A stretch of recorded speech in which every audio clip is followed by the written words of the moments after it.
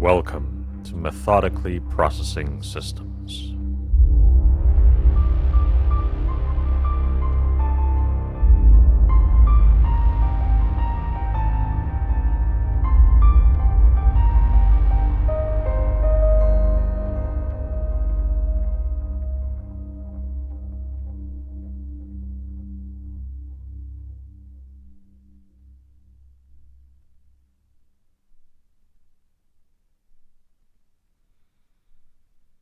We all fail at some point or another.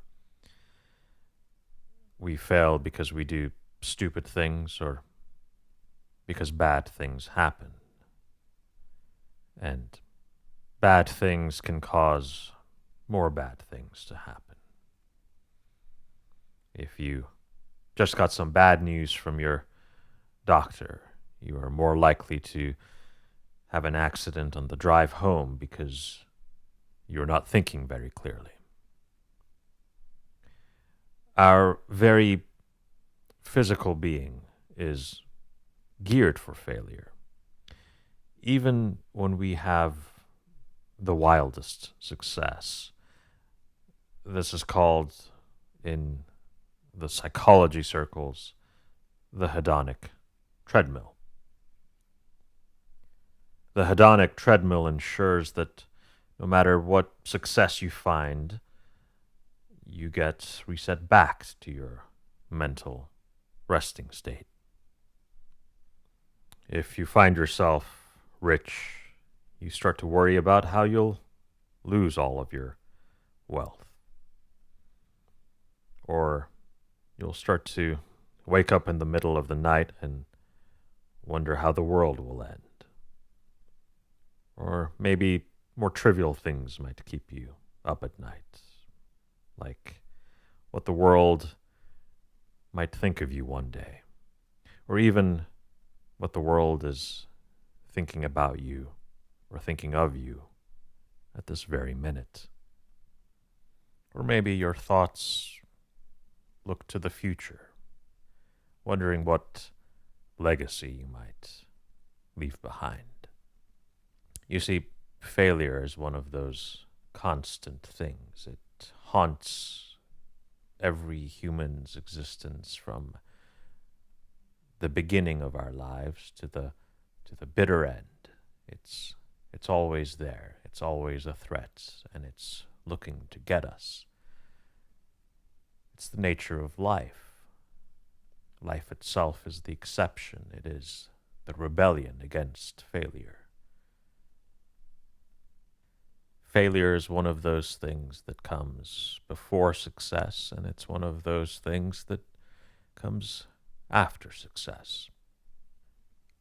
Preferential attachment, which is something that we have looked at in previous episodes, tells us that success is more likely after a previous success. But unfortunately, it doesn't preclude failure. Preferential attachment more aptly fits things rather than a human being's state of mind.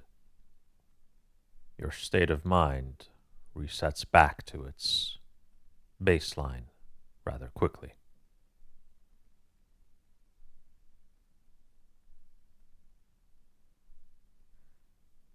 So, how well do you handle failure? Does it punch you out of the game?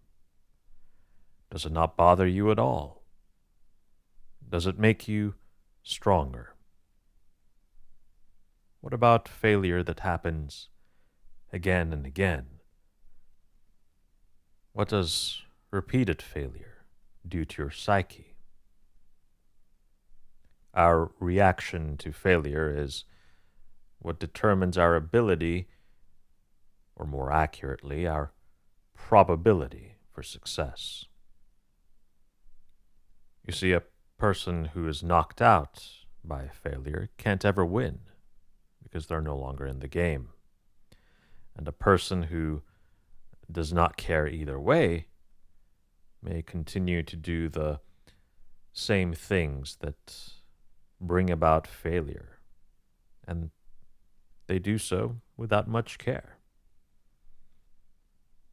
But a person who can mine the depths of failure and use it to improve some aspect of themselves or their environment can increase their odds of success. Now, there's one more category of person, by the way, and that is the kind of person who isn't quite destroyed by failure, but also doesn't have a carefree attitude about it. This is the kind of person who is afraid of failure. The person who is afraid of failure is just as doomed as the person who is destroyed by it. This kind of person is of the sort that scares themselves out of the game. And don't get me wrong, certainly there are failures worth fearing. Failure that affects innocent people around you. Failure that communicates and replicates. Failure that affects your friends, your family, your community is worth fearing. You don't want to bring other people into your failure. Failure that results from stupidity or malice, or even naive good intentions, is worth fearing. But the kind of failure that we are talking about is of the kind that comes about due to random chance. The kind where you can do everything right, behave in the most noble and honorable and self-sacrificial way that you can think of, and still find yourself defeated by random chance. That's the kind of failure that I want to talk to you about today. Now, one of the people that I can immediately think of who probably understands this kind of failure better than anyone else is a fellow named Walt Disney. You might recognize his name because most of us associate him with one of the most successful creative business endeavors of all time, the Walt Disney Company. And the truth is, the business part of this successful endeavor lagged significantly behind the creative part. So I'm going to come back to this notion of repeated failure, failing again and again. How many years could you, personally, put in your very best effort, do your very best work, get some recognition for it, but not actually attain any meaningful sort of success out of it? How long could you keep that up? Could you do it for a year, 2 years, maybe 5 years, 6 or 7? Could you last that long? But of course, to say not attain success is to actually sugarcoat it.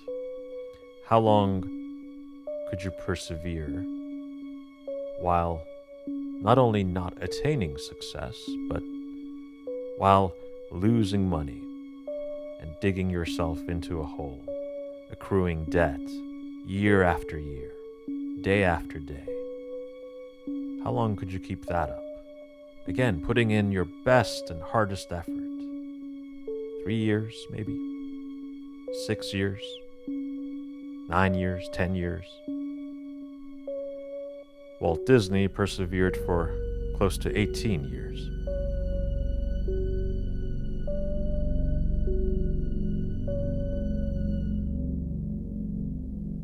And I want you to take a moment and just imagine that 18 years.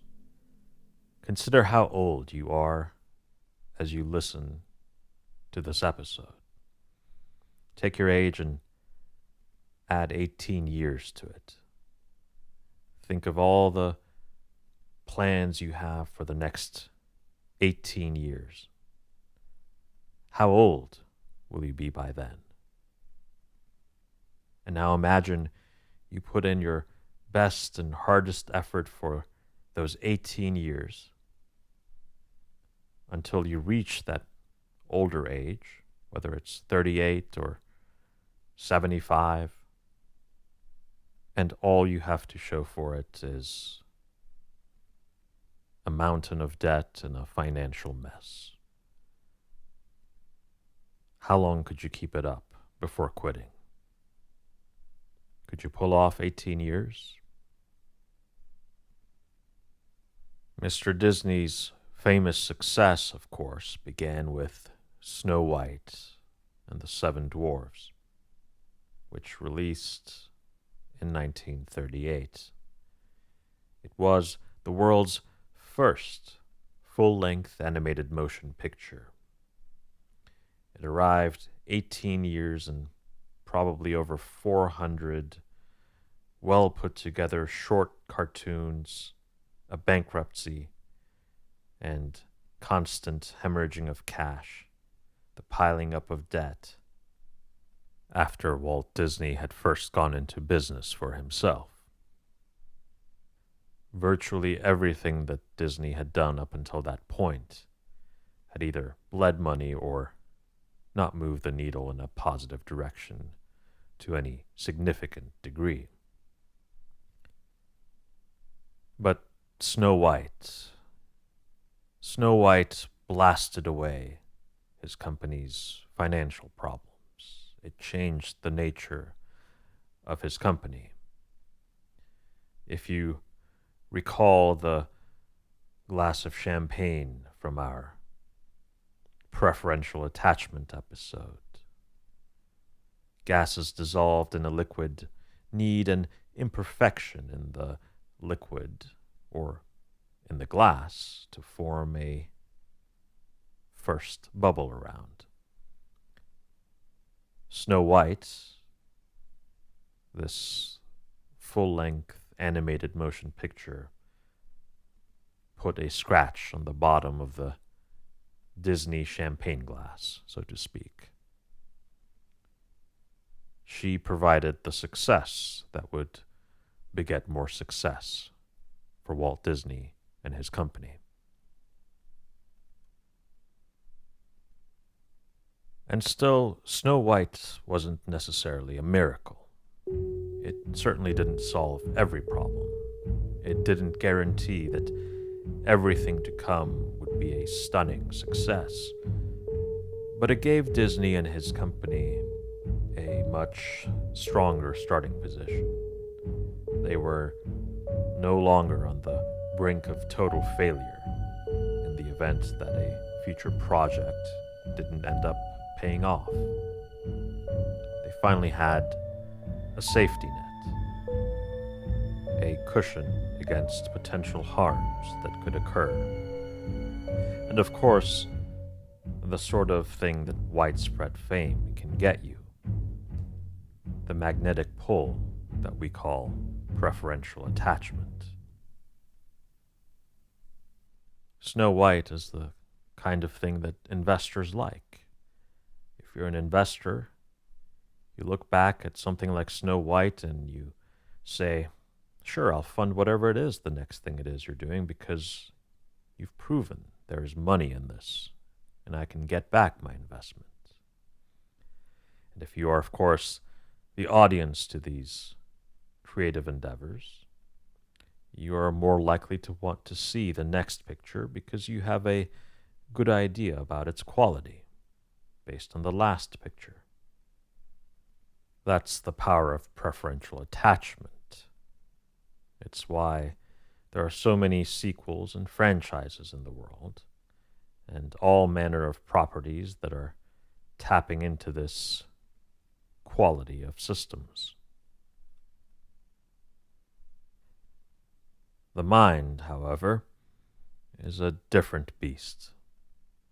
For it, there's nothing quite like preferential attachment, at least not when it comes to things like satisfaction and happiness and achievement. Those things level off rather quickly. That's why Disney didn't stop with Snow White. The happiness of success wears off and our minds return to their baseline.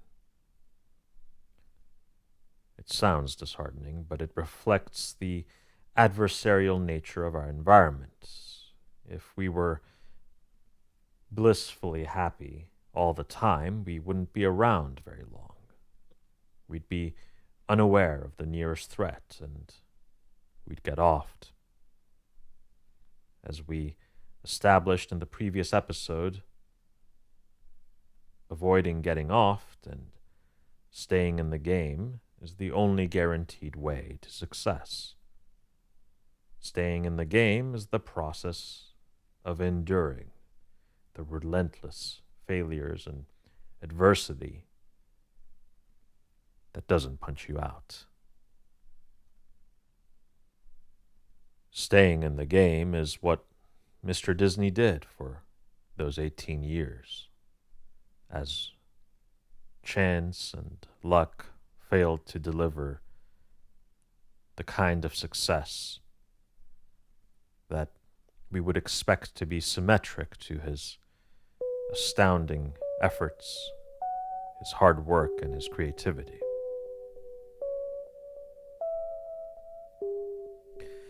See, life will constantly deliver lemons at your front door, and your job is not to let the lemons end you. Once you can ensure that the lemons are not going to get you, then you've got to figure out how to take those lemons and make lemonade, lemon curd, lemon soda, lemon colognes, whatever you can imagine that helps you capitalize on these lemons and these failures and keep moving forward, keep staying in the game. While each success that you acquire in life may not bring you permanent bliss, it will also do something that can help you increase the odds of a future success. Success in your mind builds confidence, and confidence makes you more willing to take risks.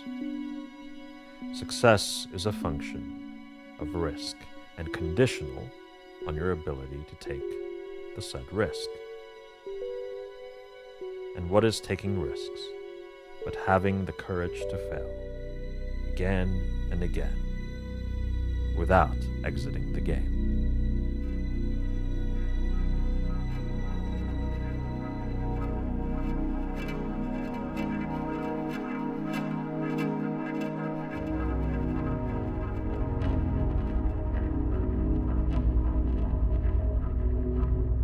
Thank you so much for listening. If you enjoyed this episode, please go on iTunes or Spotify and leave us a good review.